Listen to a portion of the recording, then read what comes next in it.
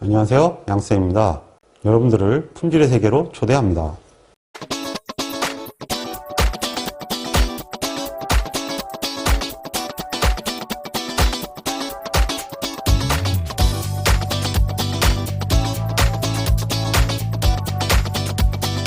이번에는 적시 생산 시스템입니다.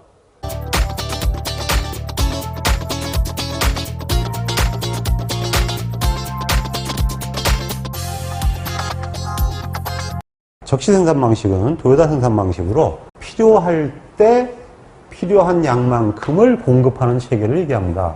실제로 외부에서는 로스가 눈꼽만큼도 없는 방식이다 그래가지고 빼빼 마른 생산 방식, 즉 린 생산 방식이라고도 합니다. 철저하게 다이어트를 했다, 뭐 이런 얘기가 되겠죠. 자, 그러면 이 도요타 방식의 특징을 알아보도록 하겠습니다. 먼저 간판이라는 걸 사용하고 있습니다. 이 간판은 생산 지시도 되고 계획용도 됩니다. 그러니까 계획과 통제를 동시에 가신 운영 체계입니다. 그리고 이 간판 방식을 풀 방식이다 이렇게 얘기를 합니다. 당기기 방식이라는 건데요. 이 풀 방식은 기본적으로 MRP를 푸시 방식이라고 합니다.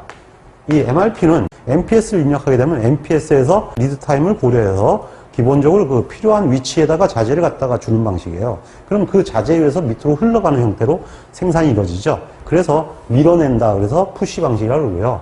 이건 뭐냐 하면요. 기본적으로 생산 계획 자체를 맨 앞에 안 때립니다. 소비자가 나 이거 가져갈 거야. 그러면은 소비자가 가져가는 만큼만 다 끌려오는 방식으로 만듭니다. 그래서 땡기기 방식이다. 이렇게 얘기를 하죠. 그리고 재고 재료를 지향하는 필요량만 만드는 방식이고요. 그리고 FMS 지향형의 U라인 공정입니다. 그래서 이 U라인의 공정은 어떻게 되어 있냐 하면은 입출을 한 작업자가 맡아서 합니다. 입출을 한 작업자가 만들어 한다는 게 무슨 얘기냐면은 이게 두 명이 들어갈 수도 있고 한 명이 들어갈 수도 있는데요. 특별한 건 뭐냐 하면은 입구와 출구를 반드시 한 명이 한다. 이 얘기입니다. 이게 무슨 얘기냐? 입구를 본다는 얘기는 투입 자재를 검사한다는 얘기고요. 출고를 본다는 얘기는 출고 제품의 상태를 본다는 얘기예요. 그러니까 한 사람이 자재와 제품을 다 본다는 얘기죠. 결국 이건 무슨 얘기냐면요. 여기에 지금 양품만 투입하겠죠? 그리고 여기서 자기가 만들어가지고 내는 거예요. 검사를 했죠. 양품만 나가야 됩니다. 불량 제로 생산 방식이죠. 실질적으로 여기서 라인 스톱이 나옵니다. 여기서 라인 스톱이 나온다는 얘기는 무슨 얘기냐면 자재가 불량이면 일단은 라인 스톱을 하고 자재를 바꿔야 됩니다. 그 다음에 제품이 불량이 만들었으면 라인 스톱을 하고 그게 왜 그런지 조사를 해야 되겠죠. 이러한 관점으로 구성이 되어 있는 방식이고요. 그리고 철저하게 한계 흘리기의 방식입니다. 제품이 하나씩 극단적으로 나눠서 계획을 때리기 때문에 생산에 평준화다, 즉 헤이준가라는 일본어로서 표현하기도 합니다.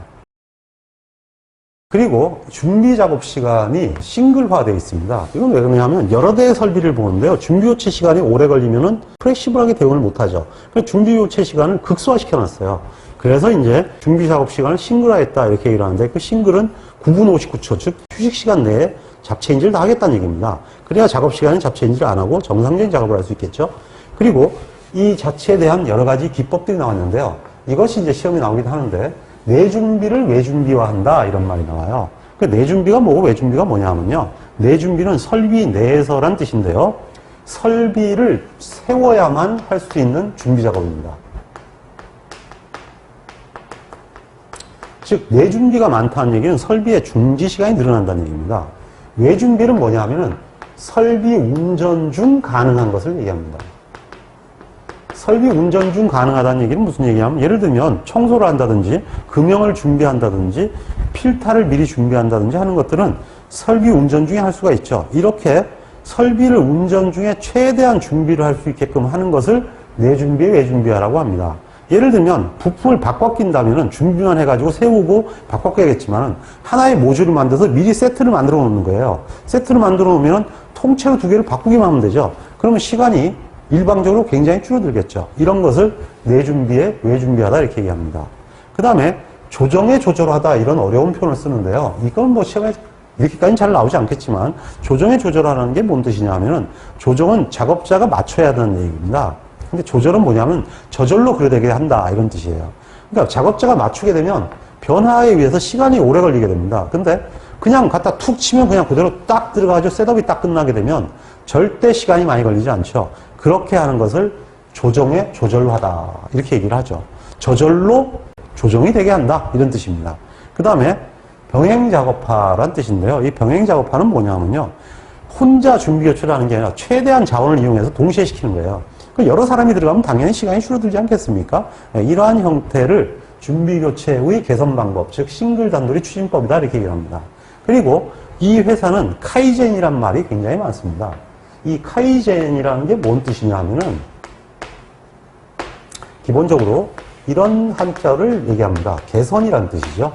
예, 이 개선이 활성화되어 있는데 여러분들 들어서 아실지 모르겠지만 OS와 TPM이 전부 다 이 도요다에서 시작된 겁니다. 그래서 행동하는 소개선 활동을 굉장히 많이 장려하는 것이 바로 도요다 차죠. 예, 그리고 작업자를 전문화하는 것이 아니라 다능화합니다. 그래서 다능공이 적자적으로 육성이 되어 있습니다. 일반적으로 우리는 다대 담당이란 말은 쓰죠. 다대 담당이라는 것은 동일한 친구가 여러 대의 유사한 설비를 한꺼번에 만든 것을 다대 담당이라고 합니다. 근데 도요다는 이런 다대 담당을 하는 게 아니고요. 이렇게 공정을 구성시켜 놓고 이것을 보는 거죠. 그래서 다공정 담당이다 이렇게 얘기를 합니다. 이 다공정 담당이라는 얘기는 결국은 어떻게 된다는 얘기예요? 다능화가 돼야 된다 이런 얘기가 되겠죠. 그래서 다능공이 기본적인 도요다의 줄기가 됩니다. 자, 이러한 도요다에서 빼놓을 수 없는 게 당연히 간판이겠죠. 간판은 현재 국내에 소개되어 있는 교과서는 이렇게 되어 있기 때문에 기본적인 개념만 간단하게 설명하도록 하겠습니다. 간판의 필요 수량을 구하시오 이런 문제들이 나와 있는데요. 기본적으로 D가 디맨드니까 소요량이죠. 그 다음에 T는 사이클 타임입니다. 간판을 돌리는 시간.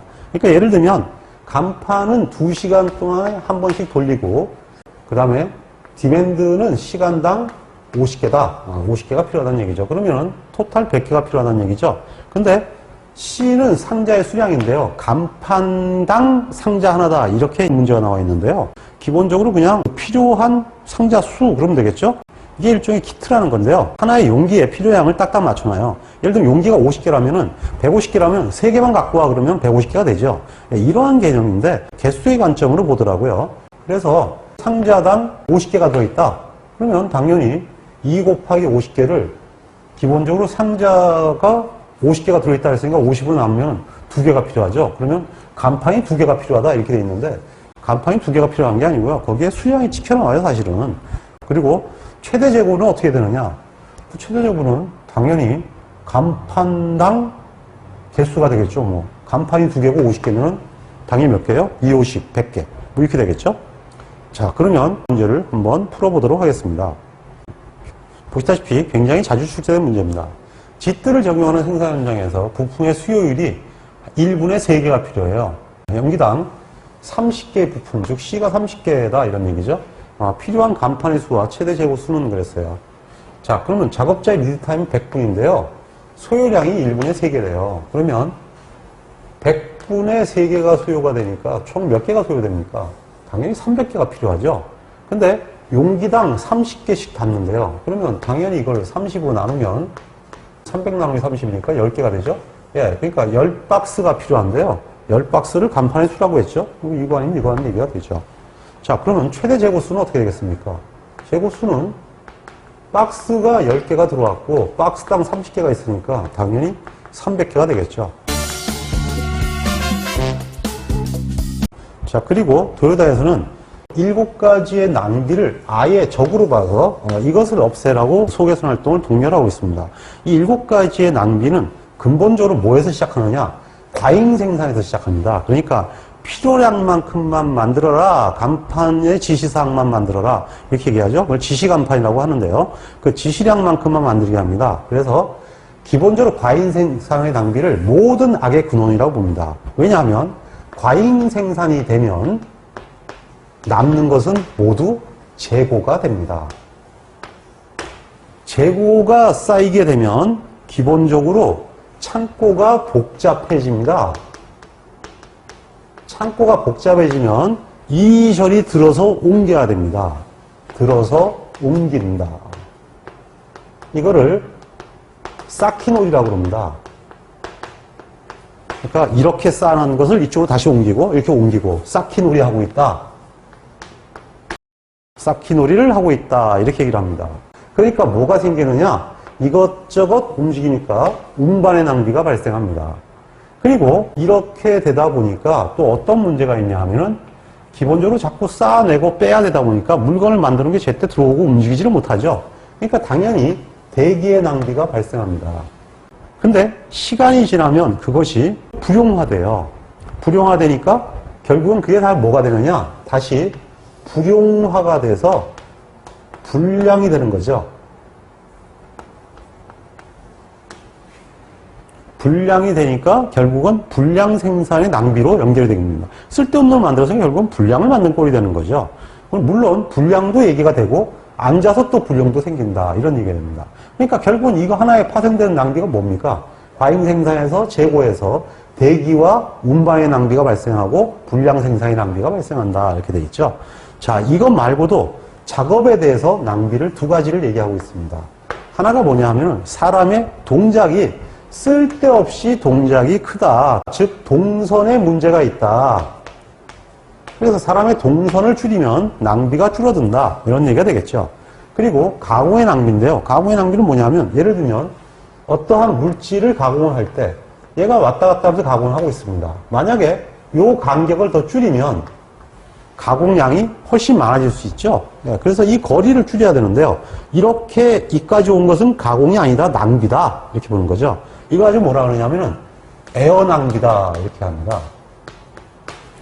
쓸데없이 공기를 가공한다. 이렇게 얘기를 하거든요. 그래서 실제 완전히 부가가치만 연결시키라 그래서 이 도요타의 7대 낭비가 나오고 있는데 이것이 설비 6대로서 이런 것들랑 섞여서 다음 중 도요타의 7대 낭비에 해당되지 않는 것은 이런 문제들이 많이 나옵니다.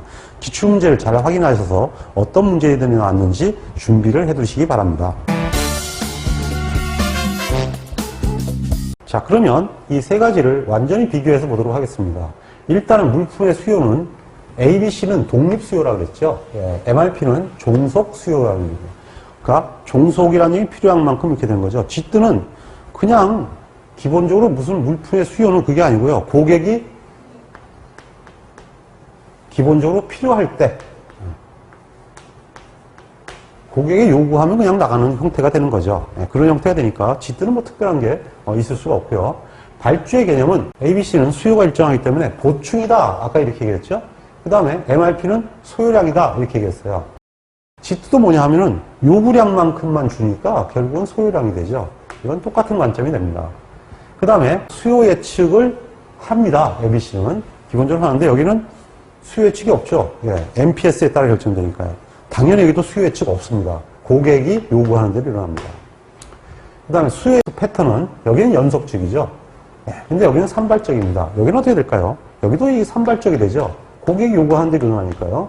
당연히 산발적이 되는데 이 도요타는 워낙 강해서 산발적이지만 평준화의 관점으로 많이 가고 있죠.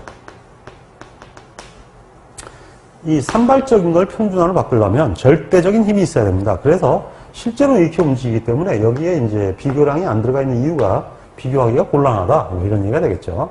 자, 이번에는 관리 시스템인데요. 여기는 ABC 관리를 목적으로 합니다. 근데 여기서는 관리 방식이 여기는 푸시라고 그랬고 여기는 풀이라고 그랬죠. 이거 비교한 용어가 무지하게 시험에 잘 나옵니다. 그래서 푸시와 풀 반드시 알아두시기 바라고요. 그 다음에 관리 목표로는 이건 중점 관리고 이건 계획 통제가 되죠. 여기는 낭비 제거다 이렇게 얘기를 하고 있습니다. 그리고 관리 수단으로는 MRP는 MRP 프로그램 이용해야 되니까 컴퓨터와 관계되고요. 그 다음에 G뜨는 간판이나 이러한 눈으로 보는 관리를 기준으로 주로 운영을 하게 됩니다. 그 다음에 기본적으로 여기는 이제 변경이 잦은 MPS를 수용하는데 기본적으로 이게 평준화한다 그러지 않았습니까? 그래서 안정된 MPS 확보다 이런 식으로 들어가 있죠. 자, 기본적으로 이렇게 두세 가지를 비교하는 시험 문제가 왕왕 나오기 때문에 기출 문제를 잘 확인하셔서 틀리지 않도록 주의하시기 바랍니다.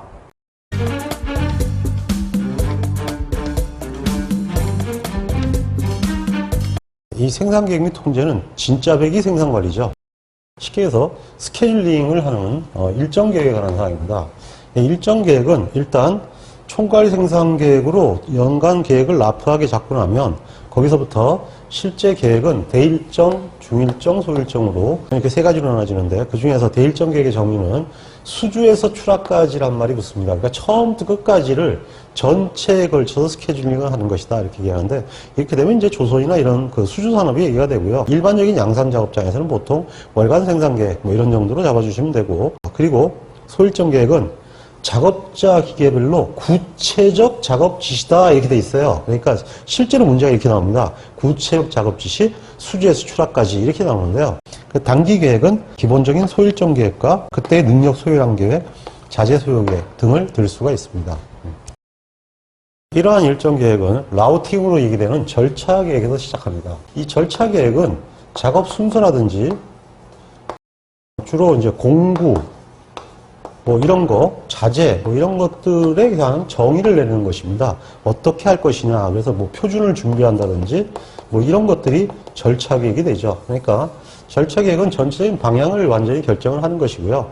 그 다음에 이제 공수 계획은 공수를 일단 분할을 하게 되죠. 그 다음에 소일정 계획, 즉 일일 생산 계획을 세우게 되고요.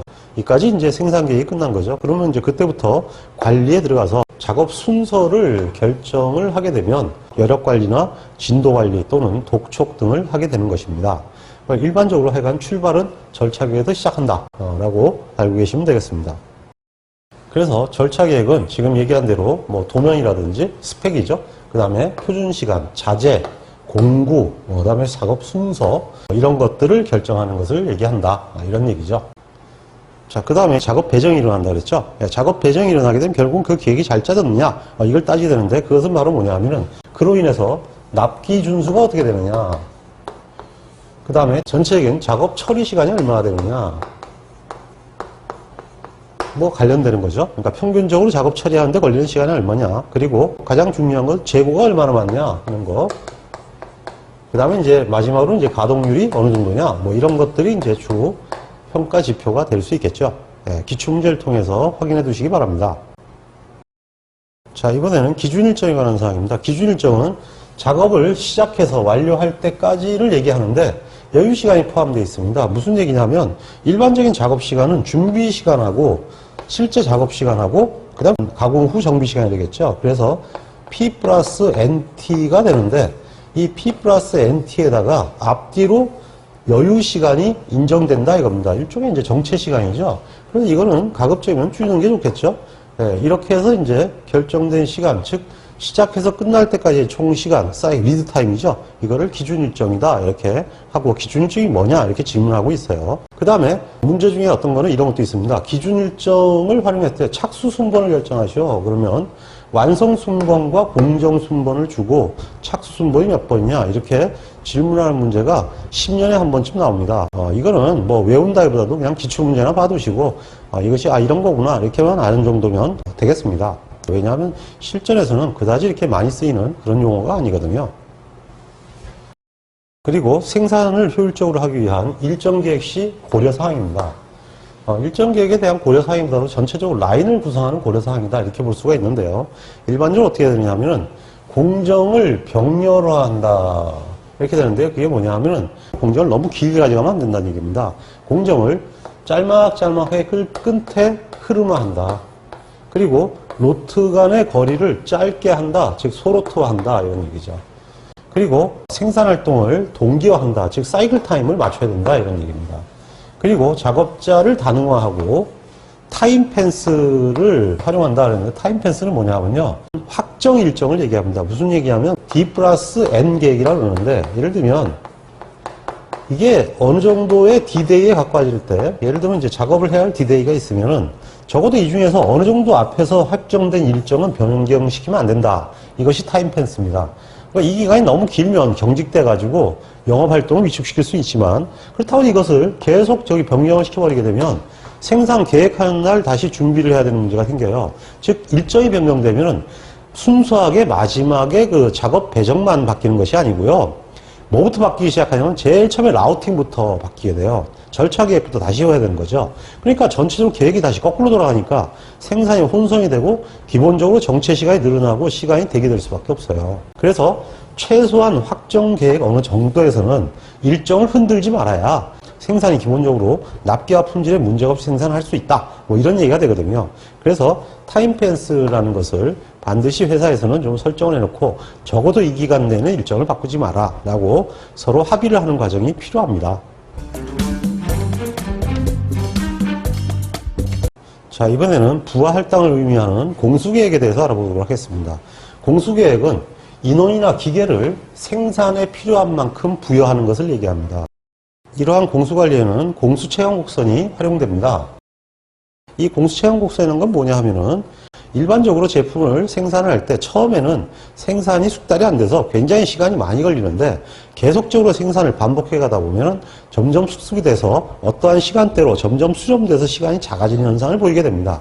이러한 형태의 곡선을 공수체감곡선이라고 합니다. 이 공수체감곡선을 이용해서 생산이 어느 정도 진행됐을 때 표준 시간이 어떻게 된 건지를 예측할 수가 있게 되고요. 그 다음에 향후에 공정이 안정기에 갔을 때 어느 정도의 생산성을 낼 수 있는지를 감안해서 원가를 조출할 수가 있습니다. 그리고 작업자들이 현재 어느 정도로 습득됐는지를 거꾸로 평가할 수도 있겠죠. 왜냐하면 안정기의 값을 알 수가 있으니까 현재 나오는 속도를 보게 되면 아직 작업자들이 습득이 멀었다든지 아니면 현재 작업자가 습득 상태에 도달했다든지 하는 걸 평가할 수 있다는 얘기가 되죠. 과거에 공정관리 시험 볼 때는 이 공수체감곡선이 굉장히 많이 나왔는데 요즘은 시험이 좀 뜨거나긴 합니다. 자, 그러면 공수체감곡선에 대해서 알아보도록 하겠습니다. 이것은 간혹가다 계산 문제도 나오는데요. 일반적으로 이 학습률이 기준이 됩니다. 이 학습률은 2B다 이렇게 되는데요. 여기서 이제 학습률 중에서 일단적으로 계수 B를 구합니다. 계수 B는 기본적으로 마이너스 1에서 0 사이로 움직이는데요. 이게 왜 그러냐 하면 B를 구하라 그러면 로그 Pi의 학습률을 로그 2로 나누는 게 되죠. 얘는 기본적으로 1보다 작기 때문에 이 값은 무조건 음수가 나올 수밖에 없어요. 계산값이 저 범위 내에서 움직이는 값이 나오게 되어 있습니다. 자, 이렇게 되면은 최초 한 개를 작업하는데 걸리는 시간을 A라고 했을 때 X번째 소요되는 공수가 어떻게 되냐 하면요. Y는 A에다가 X의 비승이 된다. 이렇게 얘기를 합니다. 그래서 이 공식이 나온 거죠. 자, 근데 이게 X번째 공수예요. 그러면 X까지의 누적 공수를 구하시오. 그러면 기본적으로 어떻게 되냐면 이거를 적분하면 되죠. 이걸 적분하면 되니까 적분 AX, B의 DX는 당연히 이 B가 개수니까 1 플러스 B로 바뀌고요. 여기는 AX의 1 플러스 B가 되겠죠. 이와 같은 식으로 공식을 구할 수가 있습니다. 자, 그러면 여기서 평균 공수 Y바를 구한다면 Y바는 YDX를 X로 나누면 Y바가 되겠죠. 왜냐하면 이게 누적 공수니까 X 형태의 번수로 나누면 평균 Y바가 되는 거 아니겠습니까? 그러면 이거는 이렇게 되겠죠. X분의 1 플러스 B AX의 1의 B인데 X 하나가 약분이 되면 1 플러스 B분의 AX의 B승이 됩니다. 자, 그럼 AX의 B승이 바로 이거잖아요. Y죠. 그럼 이걸 넘기면은 Y는 1 플러스 B Y바 뭐 이런 공식이 나오죠. 근데 이건 뭐 모든 공식을 다 할 필요는 없고요. 일단 X번째의 공수는 어떻게 되느냐 이런 문제가 나오는데 기본적으로 B를 줄 때도 있지만 B를 안 주고 학습률만 줄 때가 있어요. 그래서 이 공식과 이 공식은 외워두시는 것이 유리합니다. 기출문제를 통해서 학습해 두시기 바랍니다.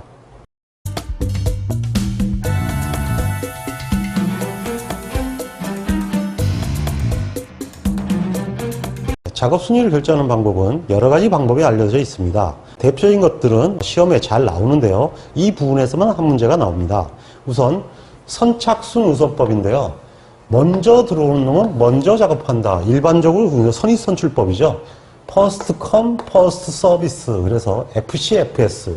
이걸 가지고 FCFS법이라고 하는데 잘 안 외워지잖아요. 그래서 피식 그렇게 외우세요. 먼저 들어온 대로 하게 되면 당연한 거죠. 그래서 피식 웃는다. 이렇게 해서 알고 계시면 되고요. 이건 뭐 그냥 먼저 들어온 대로 하니까 어떤 전략은 없는 거죠. 그냥 당연한 접근법입니다. 두 번째는 최소 작업 우선법이다. 그래서 숏법입니다. 숏. 가장 짧은 거부터 시작한다. 작업이 작은 거부터 한다. 숏이다. 이렇게 얘기하죠. 숏 단어는 틀리지만 숏입니다. SOT. 그리고 SOT 대신에 오퍼레이션인데요. O는 오퍼레이션 대신에 프로세스를 써서 SPT라고도 합니다. 그래서 short 또는 SPT라고 하는데요. short 문자 그대로 가장 짧은 시간별로 할당한다. 그러니까 빠른 것부터 빨리 끝나는 것부터 먼저 한다. 그 다음에 세 번째는 최소 납기일 우선법이라고 해서 EDD법이라고 합니다. 이 최소 납기일은 문자 그대로 납기가 짧은 순으로 합니다.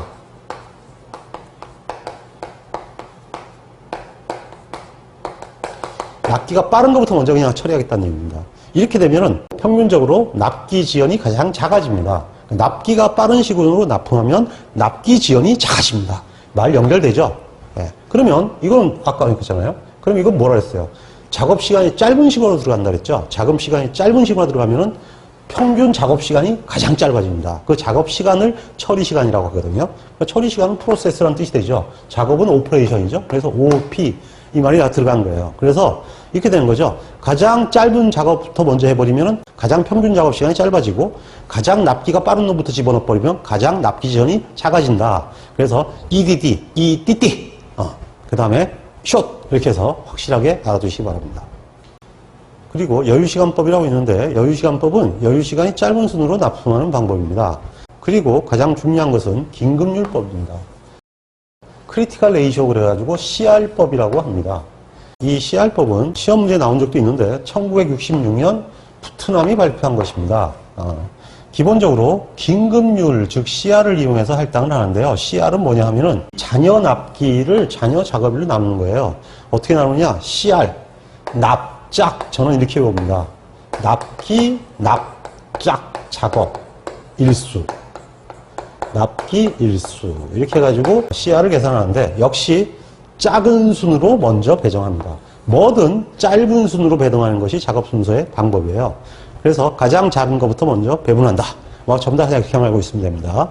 그리고 CR이 음수가 나왔다는 얘기는 이미 납기 지연이 시작됐다는 얘기고요. 기본적으로 숫자는 작을수록 할당한다. 1이 되면 생산이 납기 지연을 일으키지 않고 할 수 있다는 얘기가 되겠고 1보다 크다는 얘기는 여유 있다는 얘기가 되겠죠.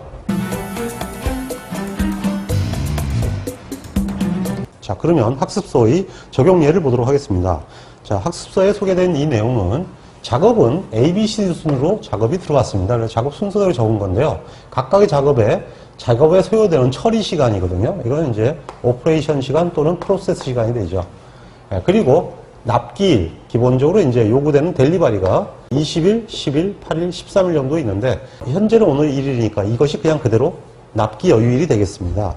자, 이렇게 요청해 온 상태에서 기법에 따라서 작업 순위를 결정해 보도록 하겠습니다. 먼저 피식, 퍼스트 컴 퍼스트 서비스입니다. 그럼 이건 당연히 A, B, C, D 순으로 작업이 되는 거죠. 자, 두 번째는 short입니다. short. 작업이 짧은 순으로 CBAD죠. CBAD. 자, 이번에는 EDD법입니다. EDD법은 납기가 짧은 순으로 CBDA네요. 납기가 짧은 순으로 CBDA. 자, 이런 형태로 들어가겠고요. 그 다음에 긴급률법입니다. CR법입니다. CR법은 납기 일수를 작업 일수로 나누면 20 나누기 7이 되죠. 그 다음에 여기는 어떻게 됩니까? 10 나누기 4가 되고요. 여기는 8 나누기 2가 되네요. 이거는 13 나누기 10입니다. 이것이 가장 작죠? 예, 그러면 D가 가장 작고요. 그 다음에는 얘가 되겠죠? B, A, C 이런 순이 되겠네요. 마지막으로 최소 여유법입니다. 최소 여유법은 지금 현재 여유가 여기 며칠 남았죠? 여기는 13일이고 여기는 6일이죠. 여기는 6일이고요. 예, 여기는 3일이네요. 그러니까 최소 여유법은 D가 최우선이죠. 자, 여기서는 이제 둘 다 여유일 수가 같으니까 뭐 B를 하든 C를 하든 관계가 없죠. 예. 자, B, C, A. 이런 식으로 됩니다. 근데 이거는 뭐 순서와 관계 없으니까 바뀌어도 상관이 없겠네요. 자, 이와 같은 식으로 순서가 결정됩니다. 어떠한 방법을 쓰냐에 따라서 작업 순서가 다 달라지는 걸 알겠죠? 그러니까 효과가 달라지겠죠, 당연히. 자, 그러면 이번에는 작업 배정의 평가 요소이기도 한 총 흐름 시간을 가지고 평가해 보도록 하겠습니다. 총 흐름 시간은 작업 시간이 어떻게 되느냐 하는 건데요. 총 흐름 시간으로 이해할 수도 있고 평균 흐름 시간으로 이해할 수도 있습니다. 이 문제는 금방 설명한 숏에 관한 얘기입니다. 숏은 지금 아시다시피 12AD로 작업이 일어났죠. 그래서 12AD 이렇게 작업이 일어났고요. 여기서 일어난 작업 시간을 2, 4, 7, 10과 납기일 80, 20, 13을 옮겨놓은 것입니다. 자, 그러면 이 상태에서 총 흐름 시간이 무엇인지 계산해 보도록 하겠습니다. 기본적으로 흐름 시간은 작업 시간을 계속 연결한 거기 때문에 처음에 C가 2시간짜리네요. 그러니까 2가 되겠죠. 그 다음에 얘가 4시간이 걸렸으면 이거 6시간이 걸렸다는 얘기입니다. 그 다음에 이건 7시간이 소요가 되니까 토탈 13시간이 소요가 되죠. 자, 그 다음에 D는 13에서 10을 플러스하게 되면 23시간에 걸쳐서 작업이 일어나게 됩니다. 자, 그러면 토탈 걸린 시간은 이 작업을 다 더하면 됩니다. 이걸 모두 더하면 44시간이 되죠. 그러니까 평균 작업 시간은 11시간, 총 작업 시간은 44시간이다 이렇게 되는 겁니다. 자, 그러면 이것을 비교하기 위해서 EDD법을 연결시켜 보겠습니다. EDD법은 순서가 12DA가 됩니다. 그러니까 12DA가 되니까 여기가 작업 시간이 17로 바뀌겠죠. 네, 그럼 납기일도 13, 20으로 바뀌겠네요. 자, 그러면 여기는 똑같이 처음에는 같으니까 2일이 되고 그 다음에 6일이 되죠. 그 다음에는 D가 작업이 일어나니까 10일로 작업이 일어납니다. 그러니까 16일이 되죠. 네, 그 다음에 마지막에 7일짜리를 작업을 하게 되니까 23일날 끝나는데요. 네, 끝나는 날은 같지만 실제로 작업이 일어나는 걸 보면 이것을 모두 더하게 되면 47일이 되죠. 네, 그러니까 실질적으로 흐름상으로 봤을 때는 이쪽이 흐름이 좋지 않았다 이렇게 됩니다. 근데 이게 무슨 의미가 있느냐 이렇게 반문할 수가 있는데 한번 생각해 보세요. 흐름이 늘어났다는 얘기는 기본적으로 생산이 그만큼 매끄럽지 못했다는 얘기예요. 그러면 뭐가 늘어날까요? 예, 재고가 늘어나게 됩니다. 공정에 그만큼 스탁이 늘어났으니까 재고는 만병의 근원이라고 그랬죠. 공정이 이거보다는 좀 안 좋은 상태로 됐다는 얘기죠. 자, 이번에는 납기 지연 관계를 보도록 하겠습니다. 납기 지연은 기본적으로 이제 흐름 시간과 납기를 비교한 거예요. 네, 똑같은 계산상에서 먼저 숏법에 대해서 계산해 보도록 하겠습니다. 이 숏법에 대해서 지연 시간은 처음에는 2일 만에 끝났는데 납기가 8일이니까 상관이 없죠. 두 번째 것도 6일 만에 끝났는데 납기가 10일이니까 상관이 없네요. 세 번째 것도 13일 만에 끝났는데요. 납기가 20일이에요. 여전히 문제가 안 되죠. 마지막 건 23일 만에 끝났는데 납기가 13일이었어요. 그러면 마이너스 10일이 되죠. 예, 그래서 지연 시간이 10일이고요. 그 다음에 평균 지연 손실은 2.5일입니다. 지연 손실이 꽤 크죠. 자, 근데 EDD법은 어떻게 될까요? EDD법은 처음엔 똑같이 C니까 결국은 2일 만에 끝났으니까 납기가 8일이니까 0이죠. 그 다음에도 6일 만에 끝났네요. 똑같으니까 이건 0이 되겠죠. 예. 그 다음 세 번째는 D를 먼저 했는데요. 그러다 보니까 16일 만에 끝났는데 이것은 13일까지 납품하게 돼 있었어요. 마이너스 3일이 되겠죠.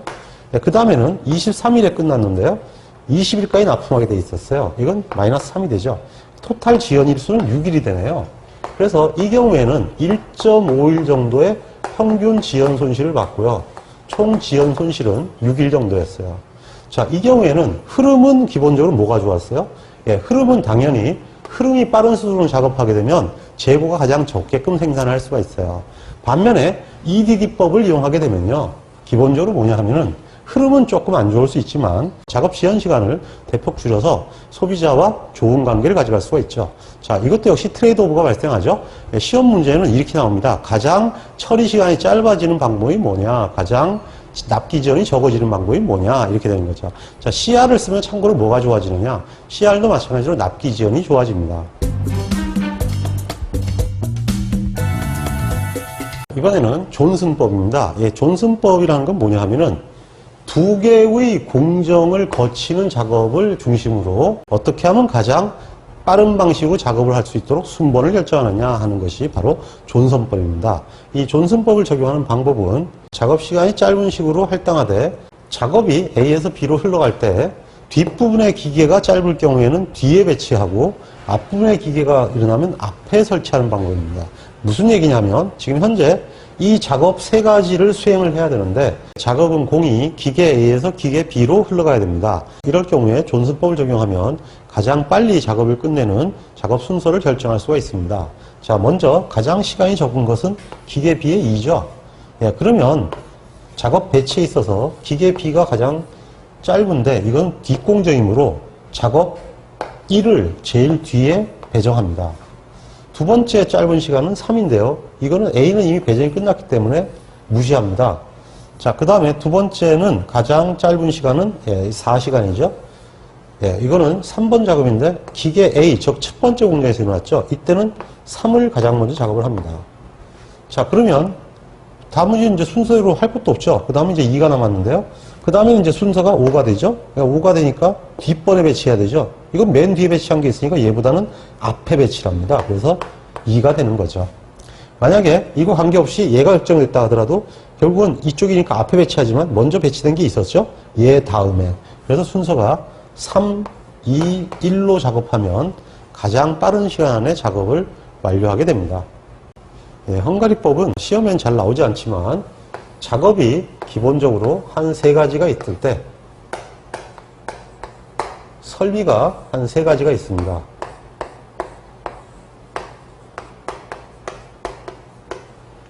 각각 하나씩 공정을 거치면 끝난다고 할 때 아무거나 하나씩만 거치면 끝나는 겁니다. 작업을 어떻게 배치할 것이냐라는 것을 이제 결정을 하는 거죠. 그러면 이것을 결정하는 방법인데 최적화 이론을 결정하게 되는데요. 이렇게 작업과 기계가 1대1로 되어 있을 때 가장 비용을 저렴하게 배당하는 방법을 헝가리안 메소드라고 합니다. 자, 그 다음에 재고가 떨어지는 기간을 이용해서 작업 순서를 결정하는 방법이 있습니다. 이것을 재고가 소진되는 기간이다. 그래서 소진기간법이라고 합니다. 역시 짧은 순으로 배당을 합니다. 지금 현재 현장에 A가 재고가 6,000개, B가 2,000개, C가 8,000개, D가 1,000개가 있습니다. 자, 기본적으로 이번 주 각 제품들의 주당 판매량이 이 정도 됩니다. 자, 그러면 얘는 지금 어떻게 되냐 하면요. 기본적으로 3일치가 있죠. 네, 3일치 정도의 재고가 있고요. 그 다음에 얘는 지금적으로 2일치, 얘는 4일치가 되고 얘는 2.5일치가 되죠. 그러면 지금 현재 가장 먼저 작업을 해야 되는 것은 B가 가장 급하니까 B를 먼저 작업을 해야 되는 거죠. 그 다음에 뭐가 되겠어요? 그 다음에는 소진기간이 두 번째 짧은 게 D죠. 그래서 B, D가 되고요. 세 번째는 A가 되겠네요. 네 번째는 C가 되죠. 그래서 BD, AC로 작업을 결정하는 것을 소진기간법이다. 이렇게 얘기를 합니다.